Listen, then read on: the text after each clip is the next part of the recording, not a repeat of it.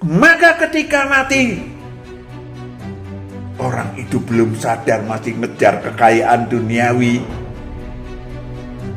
Kasihan deh kamu. Kasihan. Udah hartanya ditinggal. Mati masuk, rohnya masuk ke alam maut karena tidak pernah bertuhan. Gembala dengan roh kita, nanti Tuhan akan memberikan kebenaran, syarat perdamaian. Nama kata lain adalah Shalom saudaraku yang terkasih, kita berjumpa lagi untuk membahas sesuatu yang sangat penting bagi Anda dan saya, bagi umat manusia. Mana yang Anda pilih selama berada di muka bumi ini, kaya atau miskin? Pikir masa-masa sebelum terjebak. Tapi kita saksikan dulu satu pujian untuk melanjutkan setelah pujian ini. Ku tak membawa apapun juga saat ku datang ke dunia.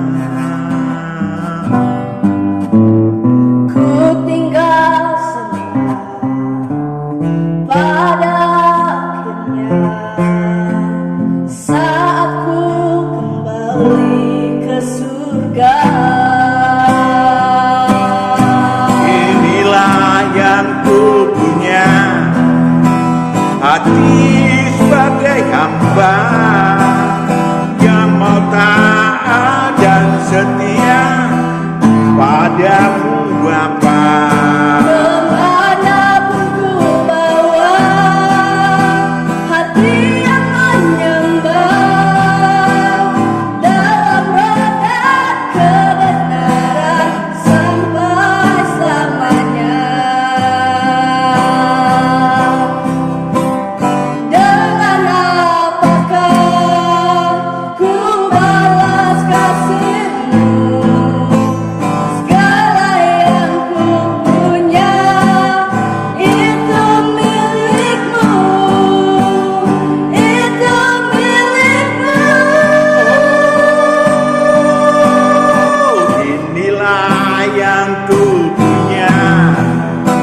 Hati sebagai hamba yang mau taat dan setia padamu Bapa.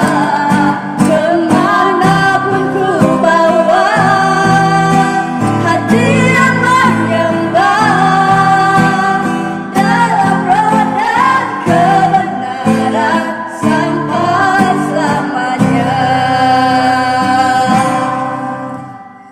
Dalam roda kebenaran sampai selamanya.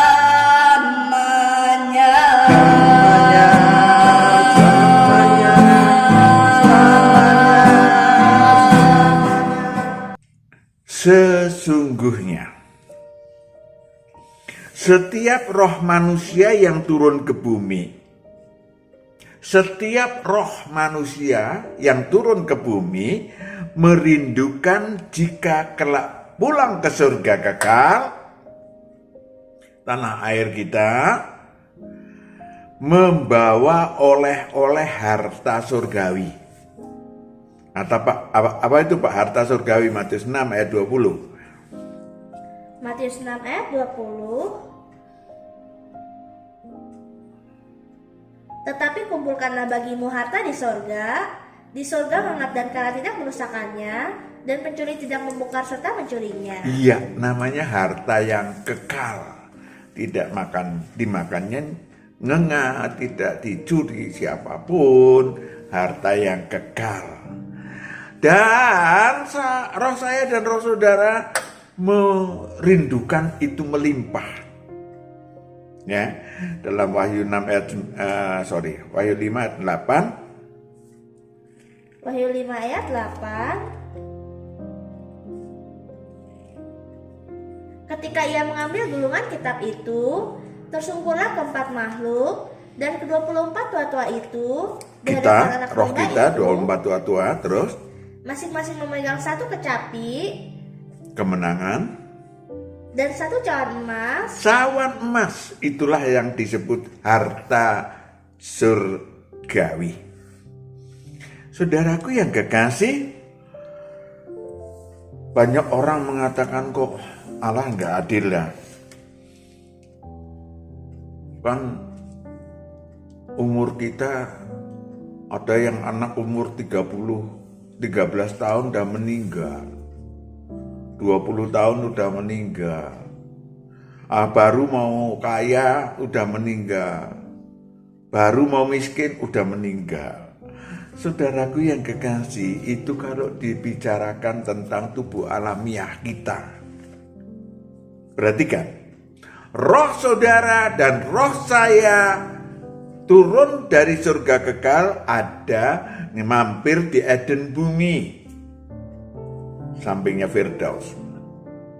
Ya, kemudian di sana belajar kalau bumi ini dibuat, konon ahli pengetahuan mengatakan 4 miliar tahun, bahkan ada yang mengatakan 11 miliar tahun. Berarti roh saya dan roh saudara sudah belajar 4 miliar tahun paling enggak, untuk atau sebelum teorinya untuk turun ke bumi. Jadi kalau saudara harus mempertanggungjawabkan, roh saudara harus mempertanggungjawabkan masuk alam maut atau masuk Firdaus, masuk neraka kekal atau surga kekal, roh saya dan roh saudara udah tua. Ya, ini penting supaya jangan terjadi saudara kita menghujat Tuhan. Kita udah tahu, ya, kita udah tahu bahwa kalau di bumi itu kalau kaya itu risikonya tinggi, rohnya bisa masuk alam maut, apalagi kalau mengikuti apa yang ditawarkan oleh iblis dalam kerajaan dunia. Maka kita udah tahu, roh kita udah tahu, sehingga sebelum turun ke bumi kita sudah menganalisa bermiliar tahun untuk jadi orang kaya atau orang miskin. Nah, di bumi ini kita ditambahkan apa yang disebut tubuh alamiah yang punya keinginan yang dinamis.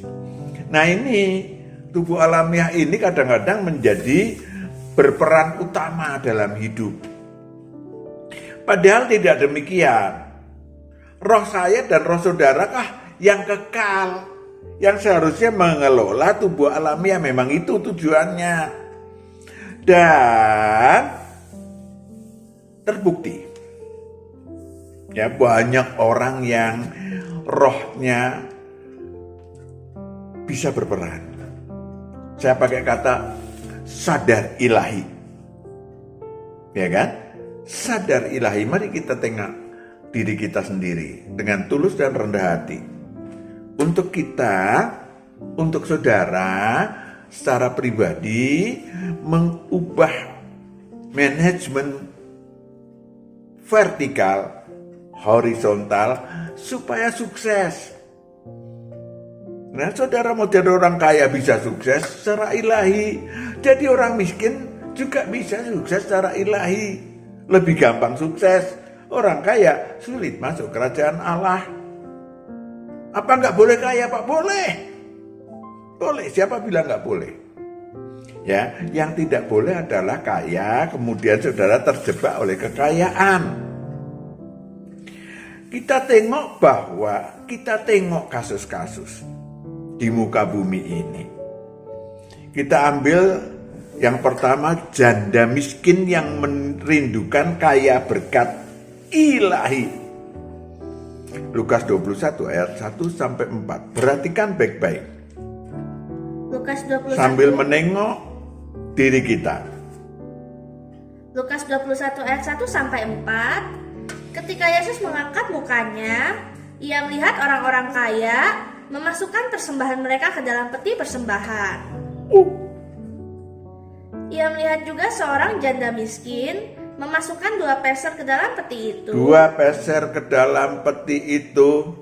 Lalu ia berkata, kepadamu, Aku berkata kepadamu, sesungguhnya janda miskin ini sesungguhnya janda miskin ini memberi lebih banyak daripada semua orang itu. memberi lebih banyak daripada semua orang itu. Janda miskin itu mempersembahkan seluruh nafkahnya. Ya, boleh jadi dia akan berpuasa beberapa hari, tetapi dia meletakkan apa yang disebut seluruh nafkahnya untuk Tuhan. Halo, sebenarnya orang kaya itu mempersembahkan dari kelimpahannya. Jadi matematik ilahinya adalah, halo, perhatikan baik-baik.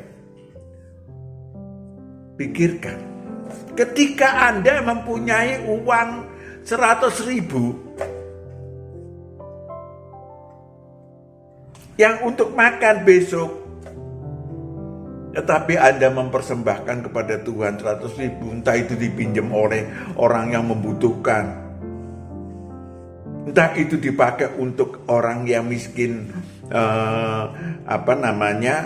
beli makanan, lalu saudara puasa, 100.000 itu menjadi harta ilahi. Amin. Dibanding dengan orang kaya, kalau sampean punya uang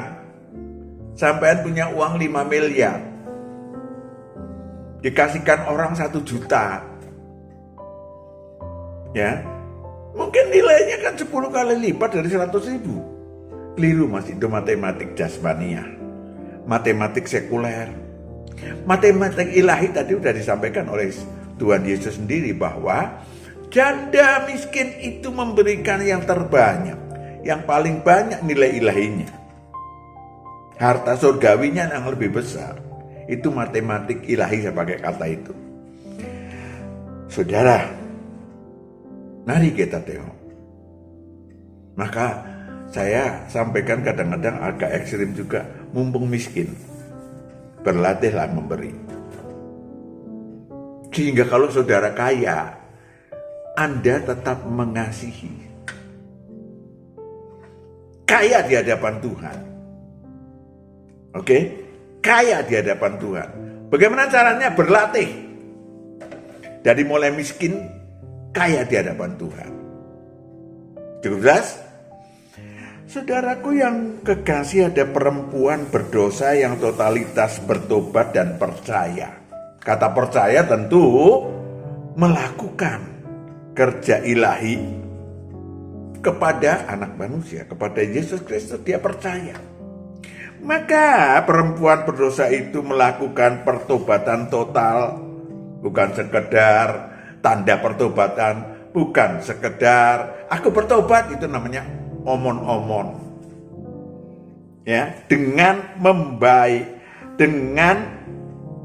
membasahi, menumpahkan minyak narwastu, minyak wangi yang mahal. Kalau sekarang sebotol gitu ratusan juta.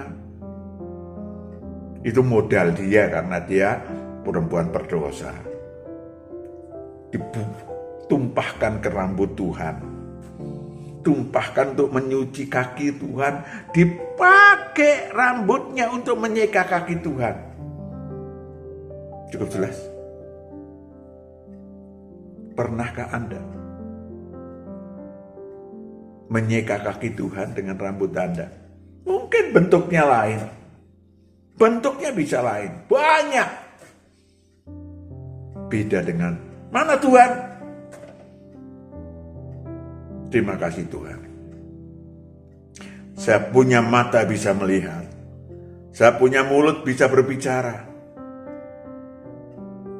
Itu rasa syukur. Maka saudaraku, perempuan itu walaupun berdosa, orang-orang pada mencibir, orang-orang Yahudi pada waktu itu mencibir. Emang kalau lo Tuhan, lo tahu dong siapa itu perempuan berdosa. Tahu Tuhan, tapi orang itu mau bertobat. Ya, Dibanding dengan orang, apalagi dibanding dengan orang yang merasa tidak berdosa, nggak perlu bertobat. Dan terakhir kata Tuhan apa? Dosamu sudah diampuni.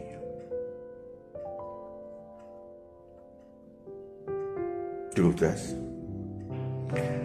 Banyak pula di masa ini di masa itu perempuan-perempuan yang disembuhkan Tuhan memberikan persembahan untuk kehidupan murid-murid Tuhan. Ya, banyak istri pejabat yang disembuhkan Tuhan. Ya, berbanding terbalik dengan beberapa oknum yang murid Tuhan. Maaf, bukan menghakimi, hanya mengingatkan. Sudah disembuhkan Tuhan, sudah diberkati macam-macam. Ya, kerja ilahi kagak. Memberikan persembahan, murah hati, amboten juga. Nanti kita lihat ya. Kekayaan dunia, yang ketiga, jerat yang menyengsarakan. Ya, jerat yang menyengsarakan. 1 Timotius 6 ayat 9 sampai 10. Ini kita tuh udah tahu. Bukan karena saudara pernah baca Alkitab atau saudara beragama Kristen. Dari teorinya saat di Elden, roh saya dan roh saudara tahu bahwa 1 Timotius 6 ayat 9 sampai 10, tetapi mereka yang ingin kaya terjatuh ke dalam pencobaan, ke dalam jerat, dan ke dalam berbagai-bagai nafsu yang hampa dan yang mencelakakan, yang menenggelamkan manusia ke dalam keruntuhan dan kebinasaan. Keruntuhan, roh manusia keruntuhan, masuk ke alam maut kalau mati, meninggal tubuh alamiahnya, dan masuk surga. Surga lagi, enak aja loh, masuk neraka kekal. Kebinasaan, lanjut. Karena akar segala kejahatan ialah cinta uang, sebab oleh memburu uanglah beberapa orang telah menyimpang dari iman dan menyiksa dirinya dengan berbagai-bagai duka. Menyiksa dirinya dengan berbagai-bagai duka. Gampang kok. Sadar manusia adalah ketika manusia itu tahu, oh bayi tidak pakai pakaian, walaupun anaknya sultan sekalipun, pasti telanjang.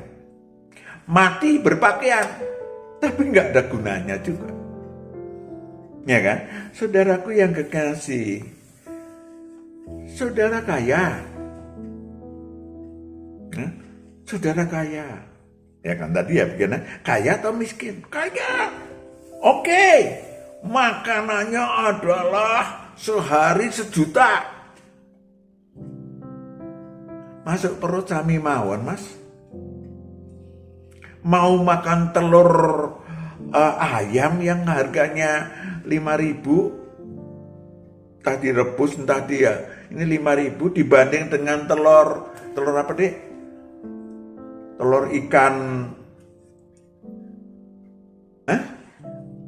yang keras aja. Kaviar. Saudara tahu 34 juta ya sekilo. Ya, kaviar. 1 on 3,4 juta. Nggak tahu bacanya kaviar atau caviar. Tetapi yang jelas bahwa andai kata saudara makan caviar cuman 2 on, berarti saudara makan sekali 1 piring dengan kaviar itu harganya 10 juta. Masuk perut, hilang rasanya 5 menit setelah makan, 10 menit. Oh, kalau saya makan caviar, saya tidak akan gosok gigi 5 hari. Sayang kan rasanya. Ya kan? Sayang. Ternyata tidak juga. Habis dimakan rasanya itu. Dan itu juga bukan rasa, tetapi gengsi. Sudah pernah makan kefir Pak Matius? Oh sudah. Kefir asin. Kefir asin, telur asin. Sami mawon. Saudaraku yang kekasih, itu adalah yang terjadi adalah ulah siapa? Yohanes 14. Yakobus 1 ayat 14 sampai 15. Jangan salahkan Allah. Ayat 13 dulu. Perhatikan baik-baik. Yakobus 1 ayat 13 sampai 15. Ayat 13 dulu. Apabila seorang dicobai, janganlah ia berkata, pencobaan ini datang dari Allah. Jangan berkata pencobaan ini datang dari Allah. Sebab Allah tidak dapat dicobai oleh yang jahat, dan ia sendiri tidak mencobai siapapun. Tidak mencobai siapapun. Ulah siapakah? 14. Tetapi tiap-tiap orang dicobai oleh keinginannya sendiri. Keinginan tubuh alamiahnya sendiri. Memang lemah, tapi itulah tubuh alamiah kita punya keinginan sendiri terus. Karena ia diseret dan dipikat olehnya. Yes. Karena ia diseret dan dipikat olehnya. Lanjut. Dan apabila keinginan itu telah dibuahi, ia melahirkan dosa. Dan apabila dosa itu sudah matang, ia melahirkan maut. Itu dia. Kita, roh Anda, roh saya itu penurut di hadapan Allah. Penurut kepada Allah. Tapi tubuh alamiah kita yang umurnya mungkin Anda yang hadir ini ada yang 30, 40, 50, 60. Ya, saya sebentar lagi 78. Baru segitu dibandingkan roh kita yang bermiliar tahun. Sama roh kita sama. Ya, seumur. Maka saudaraku yang kekasih, keinginan tubuh alamiah lah. Ya, jangan nyalain Tuhan, jangan nyalain siapa-siapa. Ya, nyalain roh saudara bertanggung jawab ketika kemudian menjadi orang kaya, pengen kaya, lubruk sana lubruk sini, dan kemudian celaka. Nah, tadi pertama kali pikir masa-masa sebelum terjebak. Saudara, kita catat beberapa kasus perumpamaan yang dapat terjadi pada kapanpun dan pada siapapun. Kita tengok orang muda yang kaya. Ya. Kita tengok orang muda yang kaya. Dari kacamata Taurat, pemuda yang kaya ini hebat. Kenapa? Seluruh hukum Taurat dia taati.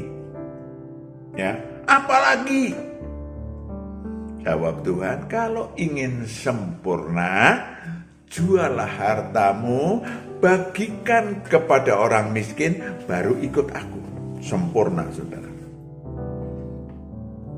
Ya, ada jalan Taurat, ada jalan Injil Kerajaan Allah. Jalan Taurat dan kitab para nabi, dan jalan sempurna.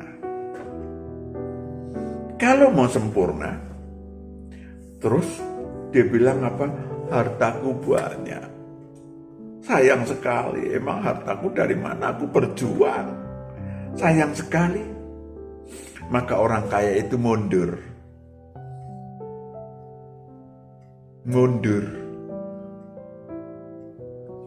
Dan Yesus mengatakan, memang orang muda. Orang kaya sulit masuk kerajaan Allah. Seperti unta masuk lubang jarum. Ya, bukan berarti saudara, gue kaya loh. Gue buat jarum yang gede supaya unta bisa masuk. Itu kan perumpamaan, Mas. Sampean mau kaya apapun, jagonya kaya sebesar apapun gak bisa dibeli kerajaan Allah. Saudara, banyak orang kaya yang bodoh. Ya, bukan semua orang kaya bodoh. Jangan dibalik-balik. Orang kaya yang bodoh di muka bumi itu banyak. Ya. Orang kaya yang di muka bumi itu kayak apa sih Pak? Hidupnya dihabiskan untuk mengumpulkan kekayaan jasmaniah duniawi. Ada yang sudah sukses, ada yang masih miskin. Termehek-mehek. Sami mawon. Ya. Kemudian ada yang berhasil. Berhentikah? Never. Berhentikah? Never. Ketika saudara berjuang dan sudah punya motor karena gaji saudara bisa 5 juta per bulan, beli motor, naiklah, wah, perjuangan sendirian menjadi 10 juta. Saudara merasakan, ya, karena kehujanan, kepanasan, masuk angin, saudara beli mobil, nyicil sebulan 5 juta,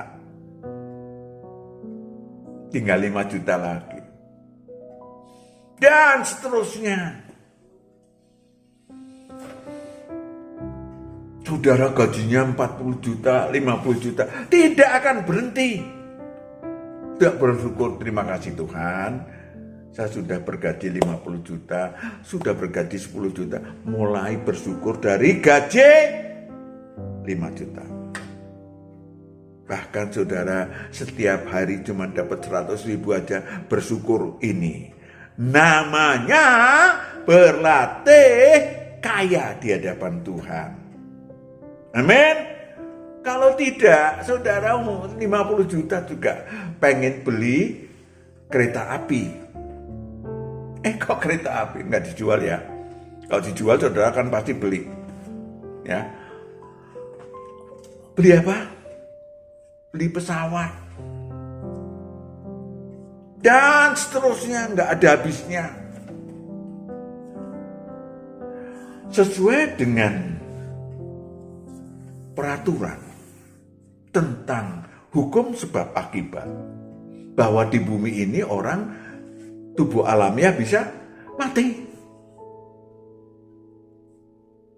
Maka ketika mati, orang itu belum sadar masih ngejar kekayaan duniawi. Kasihan deh kamu. Kasihan. Udah hartanya ditinggal. Mati masuk, rohnya masuk ke alam maut karena tidak pernah bertuhan. Hatinya berada di harta. Ya sudah, masuk siksa kubur, alam maut. Nanti habis kiamat ada penghakiman. Namanya orang kaya yang bodoh. Maka kalau saudara ingin kaya, monggo silakan. Cuman sadar, ada step-step, ada proses. Jangan instan. Prosesnya ada vertikal dan horizontal. Apa itu Pak? Maka tadi, bersyukurlah, terima kasih Tuhan. Saya kerja harian, jadi kuli 100.000 sehari. Makasih. Bisa makan kok. Sehari 20.000. Ya. Nasi telur aja cuman 7.500. Ini kali 3 2.200 bisa. Iya kan? Bisa. Mau di Indonesia, mau di Amerika. Di Amerika saudara mungkin sehari dapat $10, $20. Makannya juga $5. Tapi yang paling utama apa? Berlatih kaya di hadapan Tuhan. Oke? Kaya di hadapan Tuhan. Terima kasih Tuhan. Apakah saya sudah kaya? Sudah. Saudara sudah kaya. Buktinya, mari kita hitung. Apakah mata saudara, mata saya boleh dibeli 5 miliar?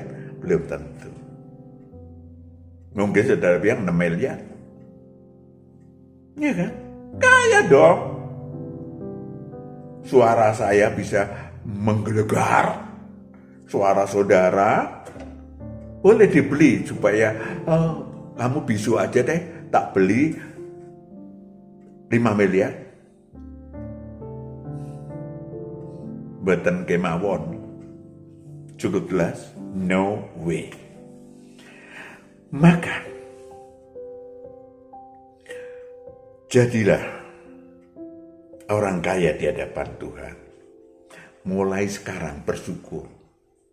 Kepada yang mempunyai aku akan memberi. Kepada yang tidak mempunyai, apapun yang ada padamu akan kuambil daripadamu. Itu rumusnya. Itu firman-Nya. Maka jadikanlah kebenaran dengan berlatih. Kalau tidak, maka terlambat. Ada anak yang hilang. Ya, perumpamaan tentang anak yang hilang. Pak, mana warisannya? Kata dia. Ya, mana warisannya? Dibagilah oleh bapaknya yang kaya, dibagikan warisan. Pergi dia. Bukan ke daerah sini ya. Pergi dia. Dan berfoya-foya. Hartanya habis. Dia terpaksa kerja di kandang babi. Kadang-kadang kakek ngelapernya dia nyolong makan makanan babi. Ya, akhirnya dia ingat, di rumah saya enak ya. Makan nggak pernah makan kayak gini rasanya. Dan ngumpulin duit pulang. Bertobat, sadar. Firman-Nya apa? Di luar aku nggak bisa berbuat apa-apa. Cukup das. Saudaraku yang kekasih, anak muda apa ya? Anak ini, anak yang hilang ini, sempat bertobat. Tetapi ada yang orang kaya yang hidupnya penuh kemewahan.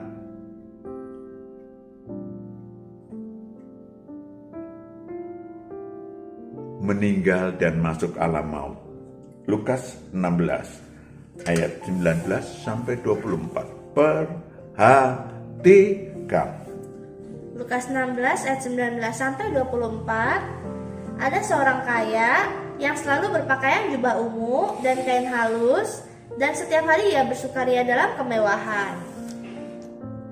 Dan ada seorang pengemis bernama Lazarus, badannya penuh dengan borok, berbaring dekat pintu rumah orang kaya itu. Perhatikan baik-baik kata demi kata, karena subjudul di sini adalah pikir masak-masak. Anda mau kaya atau miskin sebelum terjebak? Dan ingin menghilangkan laparnya dengan apa yang jatuh dari meja orang kaya itu, malahan anjing-anjing datang dan menjilat boroknya. Wow. Kemudian matilah orang miskin itu. Oh, orang miskin mati. Gampang juga orang miskin mati. Terus? Lalu dibawa oleh malaikat-malaikat ke pangkuan Abraham. Wah, sedap. Terus? Orang kaya itu juga mati. Mati juga? Yang benar ulangi lagi. Orang kaya itu juga mati. Orang kaya itu mati juga ya. Sayang amat bajunya ya. Terus? Lalu dikubur, dan sementara ia menderita sengsara di alam maut. Menderita sengsara di alam maut. Samsara. Lalu? Ia memandang ke atas, dan dari jauh dilihatnya Abraham dan Lazarus duduk di pangkuannya. Mereka di Firdaus, dia di alam maut. Terus? Lalu ia berseru, katanya, Bapak Abraham, Bapak Abraham, kasihanilah aku. kasihanilah aku. Suruhlah Lazarus yang miskin di rumahnya itu. Lazarus supaya ia mencelupkan ujung jarinya ke dalam air dan menyejukkan lidahku, sebab aku sangat kesakitan dalam Aku sangat kesakitan dalam nyala api ini. nyala api ini. Lanjut. Tetapi Abraham berkata, "Anak, ingatlah bahwa engkau telah menerima segala yang baik sewaktu Kamu telah menerima segala yang baik pada waktu hidupmu, hidup, sedangkan Lazarus segala yang buruk. segala yang buruk." Sekarang ia mendapat hiburan dan engkau sangat menderita." 12. Saudaraku yang kekasih, mari mawas diri dengan tulus dan rendah hati. Ya, menyesal udah nggak bisa. Ya, kalau sudah masuk alam maut, mau beli es, boro-boro beli es. Ya, minta 1 tetes pun tidak bisa. Karena ada jurang yang memisahkan antara bumi ini dengan alam maut. Juga apalagi Firdaus dengan alam maut. Jadi sebelum menyesal, mari mawas diri. Kita merendahkan diri, menengok kehidupan diri kita. Adakah sedang menaiki tangga ilahi, mengumpulkan harta surgawi, atau sedang menuruti, mencari jejak orang kaya yang bajunya apa tadi? Ungu dari sutra menuju alam maut. Apakah sedang menuju alam maut diri kita? Saudaraku yang kekasih, ya, jangan sampai kita tergiur oleh iblis yang menawarkan kerajaan dunia. Roh saudara, caranya ngelihat gimana? Roh saudara pasti gelisah dan gentar ketika tubuh alamiah kita gak bisa dipegang, ya, terus menuju kepada keduniawian, mulai dengan sekuler, terus nanjak, padahal rohnya turun. Atau saudara bermegalomani iman, saya nggak usah bertuhan deh, saya wira swasta kok, ya kan, kaya kok. Boleh saudara wira swasta begini, saudara kaya karena kehidupan saudara begini, bagus. Tapi tahukah Anda apa yang akan terjadi dalam kehidupan Anda? No.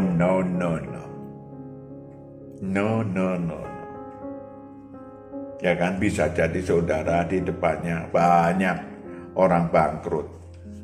Banyak tadi disebut orang kaya yang mati muda. Banyak.